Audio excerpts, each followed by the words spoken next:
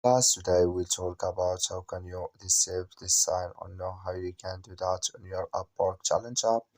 All you have to do, you just go above your photo, click on it here. So then it's going to show for you a list like this. Then all you have to do, just click on settings. So when you click on settings, it's going to take you to next step here. So then all you have to do, you just click here on notification settings and come to next step here. Just waiting to open with you like this. You click on email updates. When you click here on email updates, it's going to take you to this list. So then you go down here, you keep going down, then you come here to masculines here.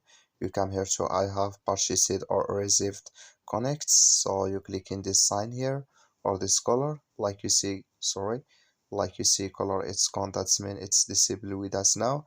That's all you have to do. Thank you for watching. Don't forget to support us by like and subscribe.